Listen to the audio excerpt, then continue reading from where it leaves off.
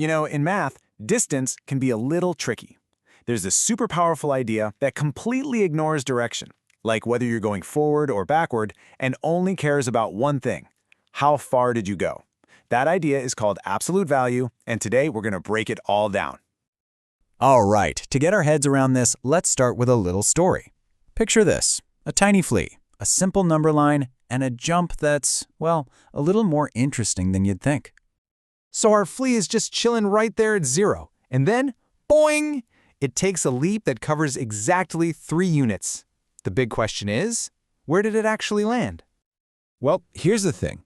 It could have jumped 3 units to the right and landed on +3. Or it could have jumped 3 units to the left and landed on -3. See that? 2 totally different spots, but from the exact same 3-unit jump. That little puzzle is the key to this whole thing. In this whole one distance, 2 possible answers thing, it's not just for fleas, trust me. It pops up everywhere. Let's check out another classic example. Okay, so forget the number line for a second. Let's think about sea level. That's our new 0 point. Now we've got a bird soaring 5 feet above the water, so we'll call that +5. And at the same time, there's a fish swimming 5 feet below the surface. That's -5. So yeah, they're in completely different places, right? One's up in the air, the other's down in the water. But if you look at their numbers, +5 and -5, what's the one thing they really have in common? You got it. They are both the exact same distance from sea level. The direction is different, for sure, but the distance is identical. That's the piece of the puzzle we're focusing on. So this whole idea, this way of thinking where you only care about the distance and you pretty much ignore the direction, it's such a big deal in math that it gets its own special name. It's time to get to the core idea.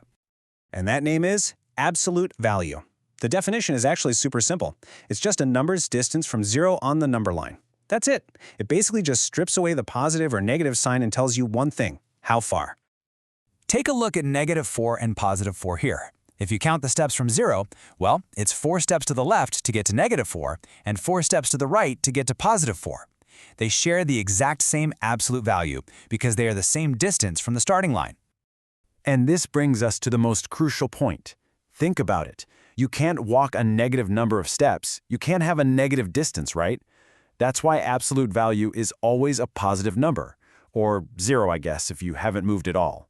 It's a measure of how far, and how far can't be less than nothing. Okay, so we get the concept, but how do we actually write it? Math has its own special shorthand for absolute value, kind of like a secret code, so let's crack it. This is the symbol right here, just 2 straight vertical bars around a number. When you see this, it's not a typo, it's asking you a very specific question. And here's how you answer it. First, you'd read this out loud as the absolute value of -7. Then you translate that into our main question. How far is -7 from 0? Well, it's 7 units away, so the absolute value of -7 is just 7. Simple as that. Okay, quick pop quiz. What's the absolute value of -5? How far is it from 0? You got this. Of course, it's 5. See? Easy. So let's bring this all together. Opposite numbers, like 5 and -5, are clearly different. But absolute value, it shows us this really cool hidden connection they have. It's called their magnitude. This really highlights the 2 ways you can think about numbers. On a number line, their order matters. -5 is obviously less than +5. But their magnitude, their absolute value, is perfectly equal. They are both exactly 5 units away from 0. And honestly, this is the perfect way to sum it all up. That's all opposites are. They're just mirror images of each other, with 0 being the mirror. Same distance, just different directions.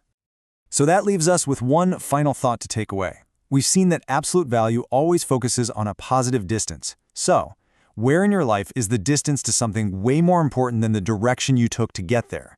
It's an interesting thing to think about.